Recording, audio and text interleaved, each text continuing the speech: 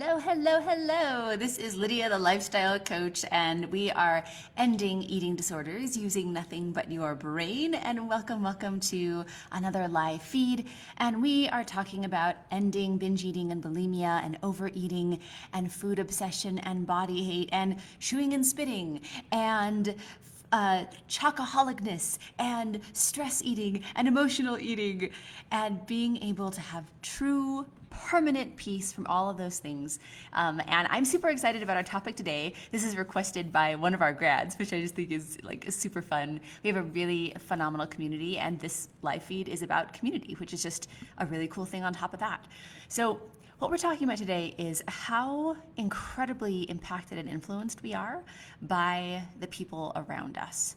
And so we're going to dive into a little bit about there's a lot of research on this as well. You guys can look up all sorts of things that, really in phenomenal ways support just how shaped we are by the people around us. But we're going to dive into a couple of really fun things to look at and then talk about really that power of community and how to surround yourself by the people that are going to get you that you want to be, right? Like the person that you want to be is influenced by the people around you, and how to really navigate that. So, and having the people that are going to uplift you in that quest for you as your best self. So yeah, really, really fun here. And let's talk about a couple of elements. Hi guys, welcome on. Feel free to just say hello. Let us know that you are here. It's really fun to see so many of you popping on. We're talking about how we are influenced by the people who are around us. And if you have your own experience with this, feel free to pop in a question or pop in a comment about your experience. And it's really fun to be here as a community together. Yes, speaking of a community. All right, so you become a lot like the people around you.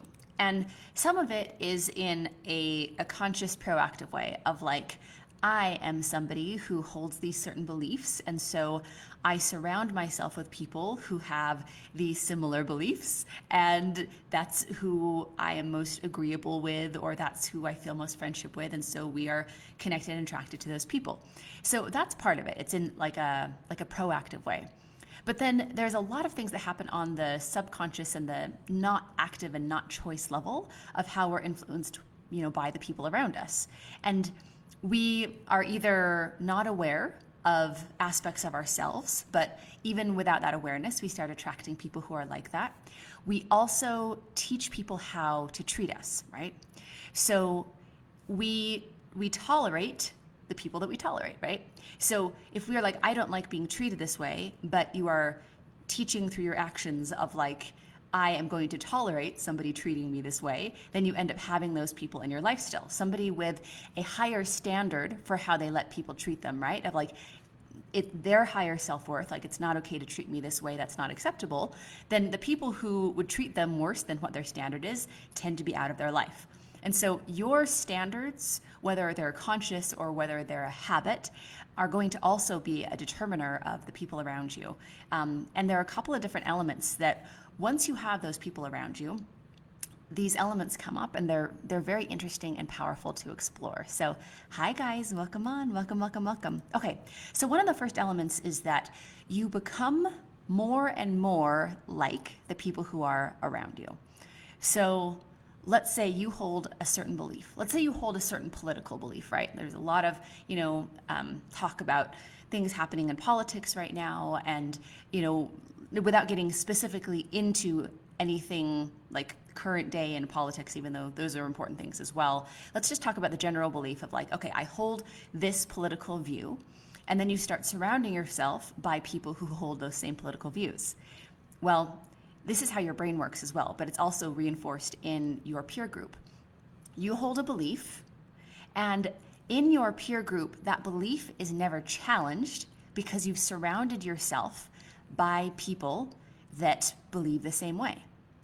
And that belief is constantly reinforced because the people around you believe in that same way. And so you believe more and more in that.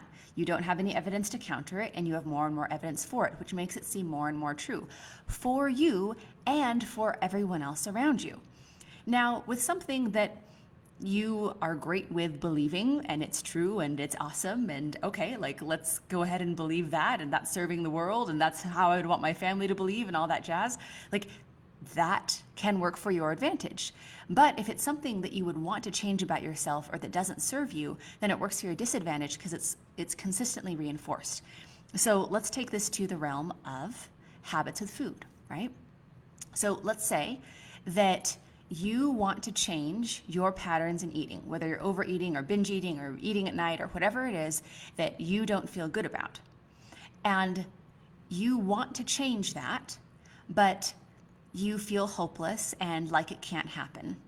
Now, if you are surrounded by people who are also reinforcing that of, oh, well, it can't happen, and oh, well, you can't change those things, and well, this is just who you are, you have an eating disorder, or you're just, a food addict or whatever it is, then if you hold those beliefs and then the people around you hold those beliefs, then just like with anything else, with politics or whatever other element, that's going to become stronger and stronger. And then you will all, as a group, start gathering more and more evidence. So this is a big thing that we run into that is, something it's important to navigate with people getting free, is a lot of times they're in an environment where there's been a belief cultivated that they aren't successful or they don't have self-control over decades, right? So we have a woman coming to us that has been struggling with binge eating for 40 years, right? Her family puts a lock on the fridge when they all go to bed because they know that she doesn't have self-control. They've seen her fail diets over and over and over again. They've seen literally decades of, her reinforcing and saying like, oh my gosh, I don't have any self-control. I can't believe I did this again. Like I'm, so sorry. What do we do? And then she is in this habit of doing things that don't work, right? Like it hasn't worked. The diets have just made it worse. Like the believing she doesn't have self-control has just made it worse, but she doesn't know that on her journey, right? And then she comes to an element of change where maybe we've invited her in and we know that we can get her free from this, even though it's been 40 years. Like that's what we do all the time. We specialize in helping people who have had the same struggle for over 40 years and that getting worse for 40 years. And then in a handful of weeks, we show them how to turn it around so they can be permanently free for the rest of their lives. But notice if you are surrounded by people who don't believe that anything will work for you, and you start sharing of like, you know what? I think this is going to work. You know what? I think I can change. If that is not being reinforced, if that's being squashed down, if you have a group of people around you, when you say, you know what? I'm going to do this and I really feel like it's going to work and I have hope. And then you have all the voices that you've been hearing for years saying like, no, that wouldn't work. Nothing works for you. Or, well, I don't know, that other thing failed. And they start bringing up those failures. Notice how that keeps you the same. It keeps you on that same path. And even if that path is killing you, it's something where if you surround yourself by people who don't believe in your ability to change, and if you're sharing that you wish to change with them and they don't support that, then that's something that's really going to keep you down and keep you in the same pattern. So one element is that you start entrenching yourself in the beliefs that you and the people that surround you believe because they seem more and more true. And then the other thing is that, just like we touched on, is that community around you will reinforce the same beliefs that you've had before, right? And whatever those beliefs are, if you are most likely to have the similar beliefs to the people around you and then have those more and more reinforced. So it makes it more difficult in the peer group or the family group or your tribe, whatever it is. It makes it much more difficult to change a belief when the people around you are reinforcing the opposite. So that's a really important thing to be aware of in your community. The other thing that really gets reinforced in a group or community is habits. So if you say, you know what, I don't want to eat at night in front of the TV, but you are in a household where you've decided to not eat at night in front of the TV, but it's at night and everyone's in front of the TV and everyone else has snacks on their lap and you're the only one that doesn't, well, then that's going to be really reinforcing of you going back into that old habit. So the people's habits around you are also going to reinforce and perpetuate. And a lot of times it's, people enabling each other of just like people might say the right answer of like, oh, we want to change, or, we don't want to do this anymore. But then everyone's sort of like, oh, well, it's Friday. Oh, well, it's going to be fun. Like those habits tend to come back to whatever that strongest groove of what has been practiced with the community is, even if those are really damaging things. So, It's probably really an obvious pattern with something like quitting smoking. A lot of times when people quit smoking, they need to be thinking about like, okay, like what is my peer group right now? Because if that's what everyone does, right? If that's like what we do, if your peer group, what they do is they drink, what they do is they smoke, what they do is they go to sports matches, what they do is they go to, like poetry readings, like whatever it is that they are going to be doing, you are much more likely to build a tolerance and a affinity for and just be doing more often because we are social creatures, right? It's like, and those habits and that need for belonging and that fear of rejection, all of that plays in to the people that we surround ourselves with reinforce the same things over and over, and it becomes more and more entrenched over time. If you have if it's in your life or you're seeing somebody else in their friend group, like with their friend group, if they've been together, for 10 years, 30 years, whatever it is, like those people have all become more and more and more the same, right? They sort of get like more specific, smaller versions of themselves. I'm not talking about in size. I'm talking about like the things that could have expanded belief or change sort of get shaved off over time because it's just like, this is the way it is. This is the way that we believe. And that thought process gets smaller and smaller. Now, again, that can really serve you if you're in a group of people that are supportive and expansive and looking to grow, right? If that's the culture of the people that you surround yourself with, and that can be a really positive thing. So what you want to look at is with the group that you are in, if you think of those people, right? If you just think of who are the 6 to 8 people that I interact with most in my life.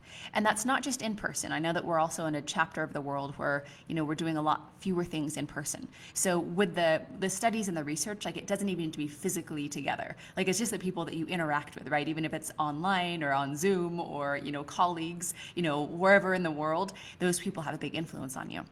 So I want you to think of like the 6 to 8 people that you spend the most time with in your life, and I want you to imagine them all lined up in front of you, and I want you to think of one just briefly, each individually. Think of their qualities, think of their personality, think of their outlook on life, think of just what they value, think of the goals that they're moving toward, think of the success that they're having or not having in their life, and just honestly ask yourself the question, if I became exactly like a combination of these people, does that feeling, is it elating and exciting and yes, I'm so glad? Or is it sort of like a dread and an oh no, and that's not what I want? And that's just good data, right? It's just good information of like, if you are so impacted by the people around you, do you want to be like the people around you? And this is just a good little check-in with yourself of, am I surrounding myself with the people that I want to become like? Because chances are very, very good that you are going to become more and more like the people that you surround yourselves with. Now, I want you to think of that same group of people, right? Like all lined up in front of you. And I want you to just briefly think of them all individually. And I want you to ask yourself the question, how does this person treat me? Overall, how does this person treat me? Do they treat you with respect? Do they take you for granted? Are they kind to you? Are they unkind to you? Just check in.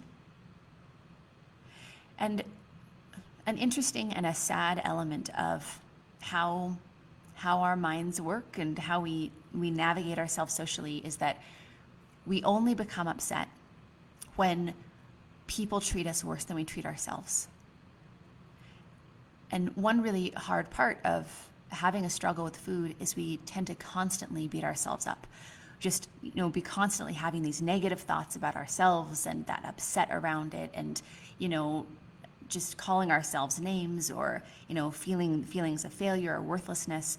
So if we're treating ourselves that badly all the time, then one sadness that we see is that because when you treat yourself so bad internally, a lot of times you're not even aware of how badly maybe some other people are treating you, because it's not worse than how you're treating yourself.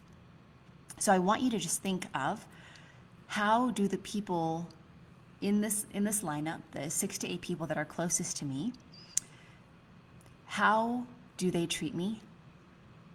And then the last question I want you to ask, as you think of, your panel of people who are close to you, I want you to think about, how do I feel when I'm around this person?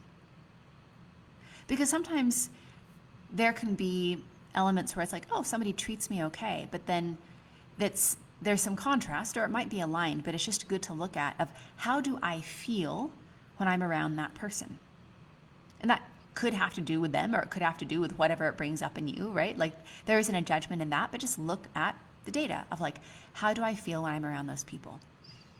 Now, thinking of the people that you're surrounding yourself with and those choices in life, then let's take it to the vein of thinking about how this interacts with food, right? So the community in which you are in is such a really big deal, especially when you're trying to change. So I'll give you an example. We had a client that came to us. She had already been to like an in-treatment, she did some outpatient as well, but like inpatient treatment center for her eating disorder. And she had been there over and over and over. So it was 5 times that she had been to this treatment center. And she said, every time I went back, it felt like more of a death sentence, because I saw the same people. I saw the same people over and over and over. And it's like nobody was getting better. It's the same people, and they're back, and they believe they're gonna be back. They're gonna get in $60,000 of debt for a couple of months. They're gonna go to this treatment center, and they've just been told that they're gonna have to come back every year for the rest of their life because they're broken and they're just gonna relapse. She's like, it just felt like more and more of a death sentence, because it's like nobody's getting better. Think of the impact that has of wanting to fix a problem and looking around at a community where no one is fixing the problem, where it's only getting worse. Think of how many accountability groups that you might be in where people are coming together over and, oh, well, I gained the weight back. And so, okay, well, we've got to do this again. Let's keep each other accountable. Let's try a new diet together. Friends that fail together.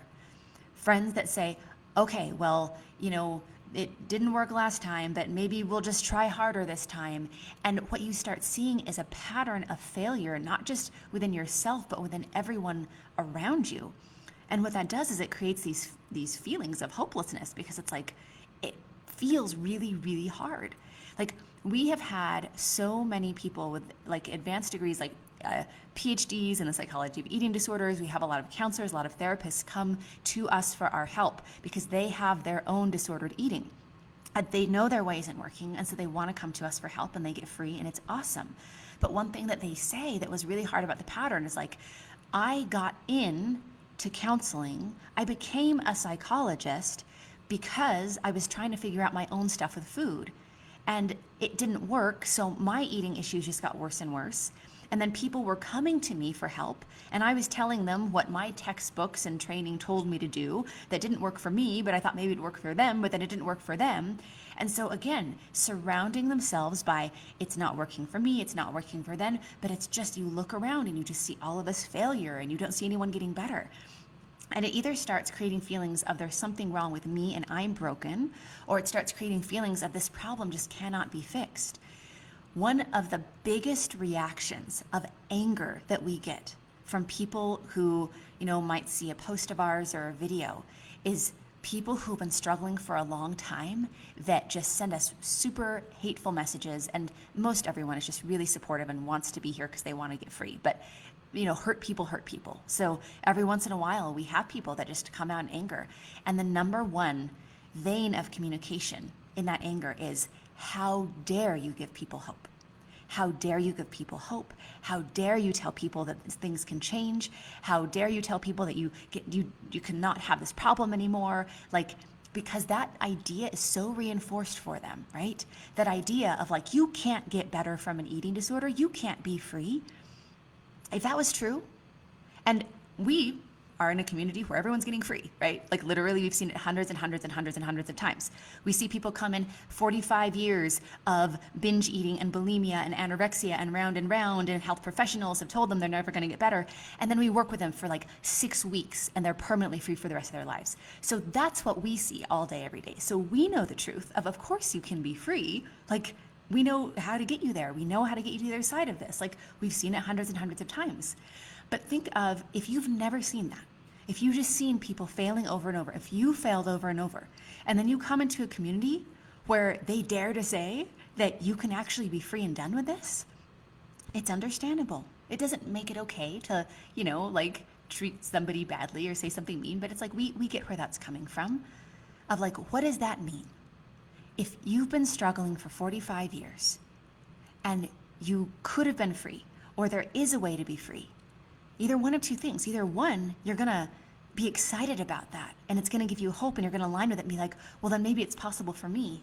Or you're going to reject it and you're going to say, no, because if that's true, if I could have been free from it, if there is a way to be free, then what does that mean for the 45 years that I've tried to do this? So not a lot of people, I'll be clear, it's the people who are upset, which is a small percentage, but the messaging is like, how dare you give people hope?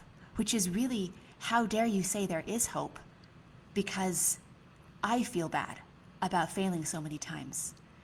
And so that's the power of community. Like whether it's in your community of reinforcing that belief that's actually going to keep you from even seeing the answer right in front of you. So when you're in a community where you have built this belief of like nothing can be fixed and like it's never going to get better, and then you come into a community where it's like, actually, like you can be done with this, you can be free from it. Then if those beliefs are so strongly held and you're not willing to have that openness, then it can throw you right back into, again, reinforcing those old beliefs that aren't serving you even stronger. But it works the other way as well, you guys. When you are in a community of where you get to see everyone succeed, where you get to see people getting better and getting better quickly and doing things that you want to be able to do. And then you can see that happening, right? Yeah. Oh, and Amy, wonderful comment. She's saying, hurt people hurt people. Thank you for this reminder. Yeah, absolutely. And that's really like, we know that our message seems radical, just like when microwaves came out, like what? I can, cook a chicken in that short amount of time instead of, putting it in my stove for all this long. Like people freaked out when the microwave first came out. Like they had to like shut it down and not sell microwaves. And then like later on when people were like more open, they sold it and now like everybody has a microwave. But like people really got freaked out by having something that was so much faster and easier and more efficient than what they were used to. And they rejected it, right? And so we know what that is, right? It's like we know that our message sounds radical in the world of like, yeah, no matter how long you've been struggling, you can be completely and permanently free from your eating disorder for the rest of your life. And we can show you how to do that in just like a handful of weeks. Like it seems easy for us to say it because it's like we do it all the time. But for somebody hearing that for the first time, like I can appreciate if it might like shake you up a little bit, like, oh my gosh, really? And like Amy, was reflecting back of like hurt people. So it's like, that's what we know that it is, right? Like, I know there's a lot of hurt in being in this for so long. I know that like, this is not an easy thing to deal with, of struggling with food. So, we're going to have some people that are upset, but we're not here for the people who are rejecting freedom and like more committed to their fear than their freedom. Like we're here for the ones who want to hear this message and are just like, yes, there is hope. Like, all right, like, let's do it. Like, I want to be free of this. And that's who we're here for. But it's always going to be both, right? Anytime that you have a message that's time has come, anytime you have a good idea that's saving the world, there are going to be like the people that are like, thank you. And there are going to be the people that are like, be quiet. And we just don't listen to the people that say be quiet because we want to be here for the people that are saying thank you. So thank you for reflecting that back, Amy. That's awesome. Now, like I was saying, it works the other way as well. So here's a really, really fun thing. When people come into our community, in fact, I'm going to give you guys like a little Life with Lydia history lesson because this is interesting because everything that we do is based off of the data of what actually works. So nothing that we do is based off of theory of like, I think that this is going to help people with their relationship with food. Everything we do is based off of this actually helps people with food. When we do this, people get free of their eating disorders in, 4 or 6 weeks. When we have these elements in place, when people consistently practice this, like it's a very consistent and predictable system where if somebody wants to be free, we can show them exactly how to do that. And we operated at first, when we started helping people, like we did focus groups and, we helped thousands of people, and like we got the principles really solid of how to end an eating disorder. And so we knew how to do that. You come in, we're going to coach you how to do this. You're going to practice these things over this amount of weeks, and you are going to be able to change your brain so you have permanent freedom for the rest of your life. And we knew how to do that. But what we didn't know at first was the power of community. And this is a really cool thing. So we had people come to us. We would coach them individually and just be like, all right, here's what you're going to do, and you're going to practice this. And they'd be super grateful, and they would, end their eating disorder and be normal eaters and, be celebrating. And it was great. And we did it that way for a really long time. And then, because everything we do is based off of data, we're like, you know what? Let's try this. Instead of just coaching people on sort of an individual basis, what if they could be in a community together where they could see each other's results and celebrate with each other and know what's possible, because we on the back end would see that, right? We would be like, oh my gosh, like Mary's doing amazing, this is awesome, like 34 years of bulimia and she's not even worried about ever purging again. And then we would see, oh my gosh, Jane is just like, she is totally rocking it. Like she forgot about the chocolate that was in her cupboard, and like she hasn't wanted to eat in the evenings or binge. Like she hasn't binged for like weeks and weeks, and she's not even worried about doing it. But we would see Mary and Jane's results individually because we were coaching them, but they wouldn't see each other's results because we were coaching them individually, right? Like they didn't know each other existed. We're just like, we bring people in, we get them free, and we set them free in their lives. Now, we brought everyone together in a community just to see like, all right, let's see if it's going to benefit people, because we love gathering the data. And that's the cool thing about, over this last decade is we've just, we've refined the principles where it's just like so predictable. We know exactly what works, what's going to serve people best. And this is the journey, right? So we put people in a community, and a phenomenal thing started happening. We thought at first that it might be like fun, right? Oh, Katharina, we are uplifting each other every day. That's beautiful. Thank you so much for that comment. So cool. Oh, Katy. Yes, we are uplifting each other every day. I'm not used to seeing your name, like your first name written out like that. So, I love it. Oh, thank you for your comment. Okay, so, it really is like we uplift each other every day. So at first we thought like it's going to be fun for people. Like people are going to be in a community where they understand each other and where they're, just being able to have fun, like, knowing that they're not alone and all of that jazz. And we thought that would be a cool element. Like that was really where our heart was at first, is like, let's put people together because I think they'll like being together. And they totally did. They loved being together. But then we saw something really cool happening.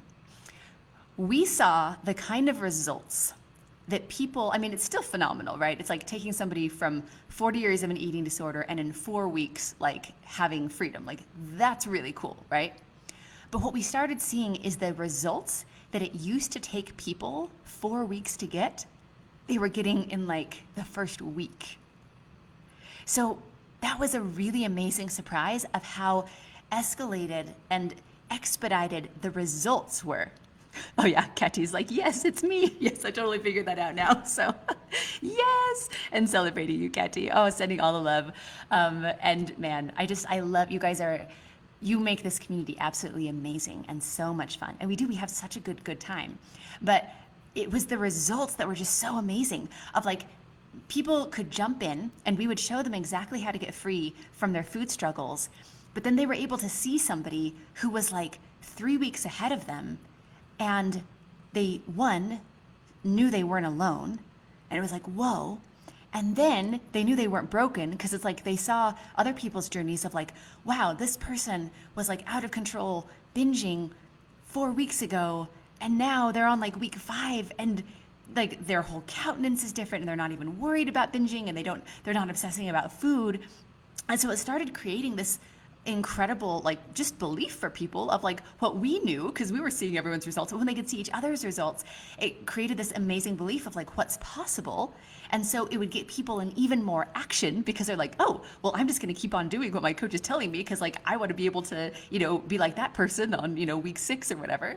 And so people were in more action. They were seeing what was possible. They were seeing like the results happen even quicker.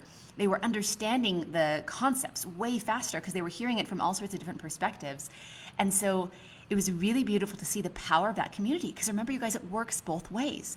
When you come into a community where everyone is getting free, where there's incredible positivity and celebration, where there is no shame, there is no judgment, and there's we just have incredible friendships. Like we've had best friends like come from this program, like our community, like we have just seen people connect in such an amazing way because like the coolest people get eating disorders, and it's just cool to be getting free together. And it is like that element of like fun, and people might love it. Absolutely. And that's how we've done it for a long time now because it works so well. But that it's really fun, yes, but then the results that come from that. So I want you guys to just see that power of community. When you are surrounded by people who are getting free together, who are just as committed to their freedom as you are to your freedom, and everyone is doing what works, and everyone is celebrating it working, and everyone is open and authentic and can be real, like all of those things are super, super powerful. And it just like amplifies people's results and experience, and it's so, so, so fun. So again, what we talked about at the beginning of, and whatever group that you are in, those beliefs keep on getting reinforced and get better and better and better, right? So the beautiful thing is that belief in freedom and that knowing of like, oh, I can be free and I'm not broken, that just keeps on getting stronger and stronger in our community, where it's like of course, like, yeah, you came here to get free and we're getting free together. And then just like that up leveling and that hope. Now, remember how we talked about when you think about the people that you are closest to, right? The 6 to 8 people that you spend the most time with, you're most likely to become like them. The other thing that happens when you have a really amazing high level community is that you have an oasis from whatever else is happening. So some people have super supportive communities, right? Some people come in to our community to get free, and we're showing them how to do that, and we're cheering for them. And then they go back into their real life, and people are cheering for them, and they are positive, and they believe in them. And that's awesome. That's great. And sometimes that's the way that it is. But sometimes people are coming from an environment where nobody believes in them, where they have people that are like sabotaging them in their own life or workplace, where they have, people who aren't believing in them, remind them of their failures. And a couple of things happen. Number one is that because they have an oasis in our community, they can be in a place where they are believed in, where they're getting free, where they're treated with kindness and respect, where there's no judgment, where like they're seeing all this evidence of people getting free around them, and like they know these people, like these are my friends getting free, right? And it gives them incredible strength that when they go back into their life, where maybe people are treating them with disrespect or unkindness or shame or whatever it is, that it's like having this wonderful like shield of just like, oh, okay, cool, like hurt people, like I understand that you don't believe in me, but I mean, evidence is there. Like I am not a binge eater anymore. Like I am free now. And like you don't have to depend on anyone. That's a big thing. It's another really cool effect that we saw of the community that we have is that you don't have to have any positivity or support or belief in anyone else in your life, because people get that from our community. So you go back to your life and it's like this wonderful shield of like positivity of like, you know what, like I know who I am, like I treat myself with respect, like I am learning to love myself, like I believe in me, like, and I'm seeing the result of all of that, right? Beautiful. And people can live in their real lives and they are not depending on anyone for support or positivity or help because they have that in the community. So that's a really important thing. Like, have a place where you can have an oasis where no matter what happens in life, like, you can come back to, oh, okay, like these are my people, this is my tribe. I love it. We had one of our recent grads, she said, this is the sisterhood I have been looking for my entire life. Like, those are the sorts of things that we hear all the time. It's really beautiful. We had another one of our incredible members of our community saying, like, this is the first group that I have been in where I can finally be totally open and to be myself. Like, I love that. I love it so much. Like, and having that community is a really beautiful thing. Now, the other element that happens is hearkening back to, remember when we were saying that you only get upset when other people treat you worse than you treat yourselves. Okay. Now, what happens when, did I say that right? You only get upset when other people treat you worse than you treat yourself. I might have said it twice, or I might have said it right that time. Okay. Now, what happens when you start treating yourself with more kindness? What happens when you start having more self-respect? What starts happening when you are stepping into your own power and what's possible for you? Like, what happens? I mean, it's all good things, but you start noticing. You start noticing the people that are not treating you in the way that you deserve to be treated. And you are aware now of how you deserve to be treated. So whether it is being in our community and then having that be a shield of positivity for real life, or whether it's being in the community and up-leveling your real life. So we have had people that have ended relationships. We've had people that have had abusive relationships they've ended because they knew their power and their worth, and that person was not treating them how they should be treated. We've had people get into incredible relationships.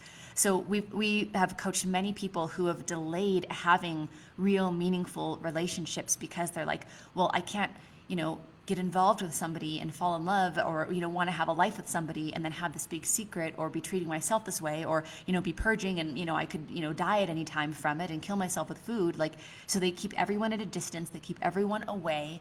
And what's really beautiful is we've also seen people start really healthy, grounded, wonderful relationships because they're coming from a place of, I have freedom, I have integrity, I have peace, I know my self-worth, I respect myself, I love myself, and me as a whole person is going to enjoy being with you as a whole person because it's actually a healthy relationship.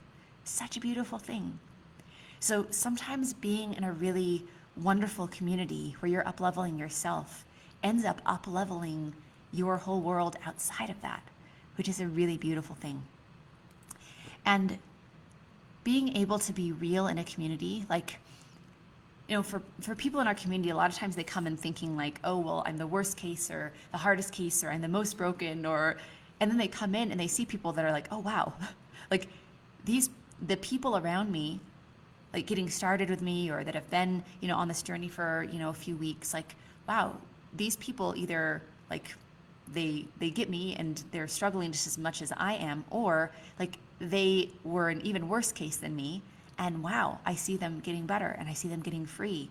And so it's also when you can be real, when it's not like, there are some communities that are positive, I'll put that in quotes, communities, but it's because nobody's being authentic.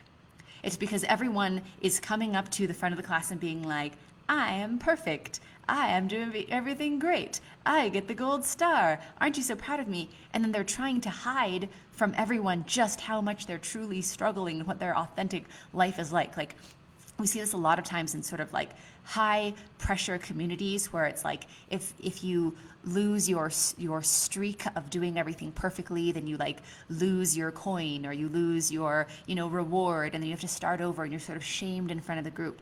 So what ends up happening is that people lie. They lie. Like, very honest people are like, yep, I'm doing great. I'm perfect. I haven't done any of the things that I promised with all my heart that I told you I wouldn't do. And so everyone is in this very artificial place of trying to look like they're doing okay and then feeling so much shame about behind the scenes really struggling. But then like everyone is doing that, right? So everyone is like, look, I'm perfect, and then in secret struggling. But then everyone is looking around at everyone else that's pretending like they're being perfect, and so they're feeling like they're the only ones struggling. And that's a really like negative and toxic and awful sort of dynamic, right? So yes, you want to be in a community with celebration, and you want to be in a community where there's no shame, and you want to be in a community that, you know, people are celebrating their wins and very, very real, right? So for instance, like we have a community where somebody can come and be like, hey, all right, I binged today and that was not fun. And that was not what I wanted to do.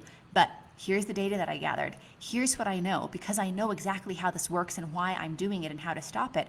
Here's what I know went wrong and got me wobbly. And here's what I'm going to be practicing so that I can have the next level of freedom. So it's not like people are really authentic, but they know what they're doing. Like they know how to fix this. And it's like, okay, I'm refining the principles. I'm practicing. I know what to do. So people also aren't worried about each other, because it's like, oh man, that's no fun to binge. But yeah, you totally got this.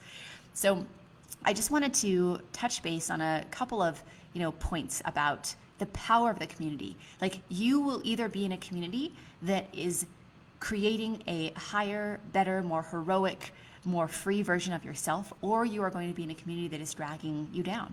And it's never neutral. That's the interesting thing about the people you surround yourself with. It's never like we're just staying the same. Like you're going one direction or another, right? It's like and it might be with, some individuals are uplifting you, some individuals are bringing you down. It's like, I'm not saying that like everyone you interact with is the same sort of person, but overall, you're either going to be moving up in expansion, in abundance, in light, in freedom, or you're going to be going the opposite direction. And so you want to think of like, okay, like how, like, are things going in my life? Like, how are the people around me influencing me, and what do I want to do about it? What do I want to do about it? So I just thought that was a really fun request of one of our grads to talk about like the power of community, because it is so powerful. We do have such an amazing, amazing, amazing community. And so thank you for that. And it's so fun to see you guys on. And for you, like if you want to be in a community that supports you, that not only knows like how to fix this problem, but to be surrounded by people who are all up leveling. Like, man, 2020 was a really hard year for a lot of people. 2020 was one of the best years for like the majority of our clients that we were coaching. Even though hard stuff happened, this was like it was the year that they got freedom. It was the year that like they actually did what they'd wanted to do for their whole entire lives, is get free from the struggle with food. So if you want to be in a community where people are up leveling and moving forward, and no matter what's happening in the world, that you have an oasis where people care about you and you're actually fixing the problem that you came to fix, then the next step of what you want to do is you want to go to lifewithlydia.com/apply. Again, that's lifewithlydia.com/apply. And what you're going to do is you're going to book a free breakthrough session where we're going to take that one-on-one time with you and really get you the foundation of freedom. And that's that first foundation that we need to establish. And then we're going to build everything off of that so you can be done and free from this for the rest of your life. So that foundation of freedom is done in a breakthrough session. Again, you go to lifewithlydia.com/apply to book a session there. And it's so, so fun to see you guys on. Thank you so much for your comments. And it's such a joy to see you guys here. And we will talk to you soon.